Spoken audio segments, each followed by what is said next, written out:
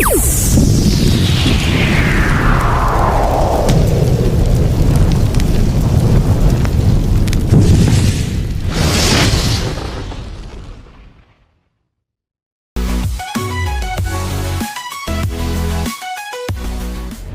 ligtas na araw. Ako si FO1 Maricar F. Naungayan. Nandito tayo ngayon sa Chavit Coliseum, Tamag, Vigan City, Ilocos Sur.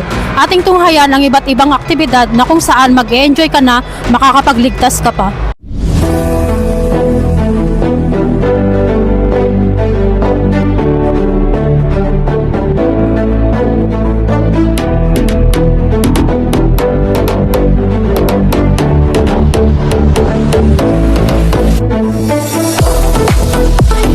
Ang National Disaster Resilience Month ay ipinagdiriwang tuwing Hulyo 1 sa buong bansa.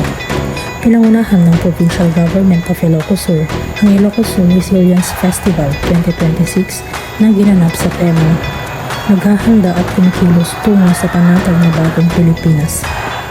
Ang festival ay nagtatampok ng iba't ibang aktibidad na naglalayong palakasin ang kaligtasan, pausayin ang kahandaan ng komunidad at katatagan sa buong lalawigan. Ang DFP Ilocos Sur na pinamumunuan ni Fire Senior Superintendent Ramel B. Borja ay nakilahok kasama ang iba pang ahensya. Pinangunahan ng DFP ang mga aktibidad tulad ng basic rappelling, tamang pagsusuot ng personal protective equipment o PPE at wastong paggamit ng mga fire extinguisher na partikular na idinisenyo para sa mga batang dumalo upang matiyak ang maagang edukasyon sa mahahalagang kasanayan sa kaligtasan. Ito ang aming panayam kay Mr. Ron Arquelada ng PDRRMO. Magandang araw po sir, maaari po ba kayong magpakilala?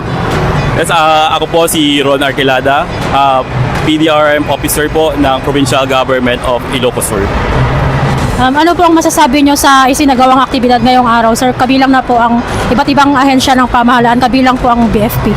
Yes, month of July is the National Disaster Resilience Month, and to celebrate this NDRM ay nagsagawa tayo ng Ilocos Sur Resilience Festival 2026, and to kick off this ceremony ay nagkandak tayo ng mga interactive booths dito sa Chavit Coliseum, and we have 27 booths in coordination with yung mga partner agencies natin like the Bureau of Fire Protections and other national agencies, including civil service organizations and other offices ng Provincial Government of Ilocos Sur.